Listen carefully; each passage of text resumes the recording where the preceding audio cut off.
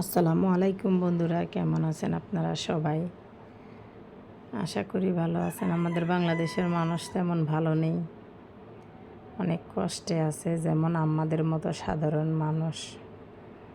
আজকে আমার মিটারের টাকা শেষ, তাই দোকানে গিয়ে এলাকায় সবখানে দেখলাম, কোথাও টাকা নেওয়া যাচ্ছে না।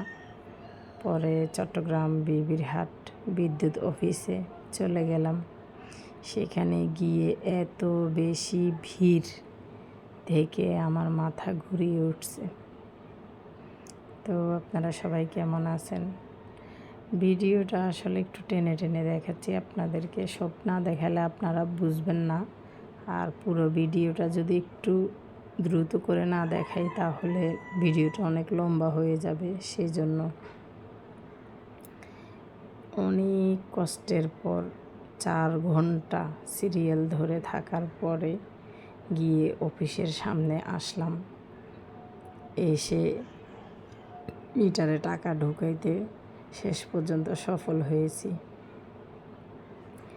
এত যে ভোগান্তিতে আছে বাংলাদেশের সাধারণ মানুষ, যা বলে বোঝানোর ভাষা নেই। এরপরে দেখেন, আমি আপনাদেরকে দেখানোর চেষ্টা করছি কত লম্বা সিরিয়ালে যে আমরা পড়ে গিয়েছি, যা বলার মতো না। প্রায়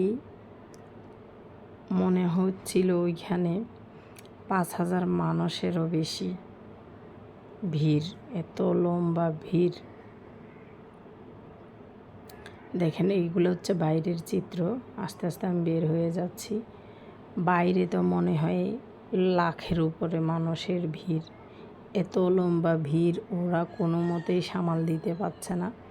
পরে ওরা পুলিশ নিয়ে আসে। পুলিশ এসে অনেক কষ্টে পুলিশ সব কিছু নিয়ন্ত্রণে নিয়ে আসছে। পুলিশ আসতে যদি দেরি হতো, ওখানে গেট সহ ভেঙে ফেলতো। সাধারণ মানুষ এত কষ্টের মধ্যে ছিল। কত লম্বা যে লাইন মানুষ, দেখেন এক এক মানুষ সকালবেলা গিয়ে সন্ধ্যা অবধি ওইখানে দাঁড়িয়ে থেকে এরপরও মিটারে টাকা ঢুকাতে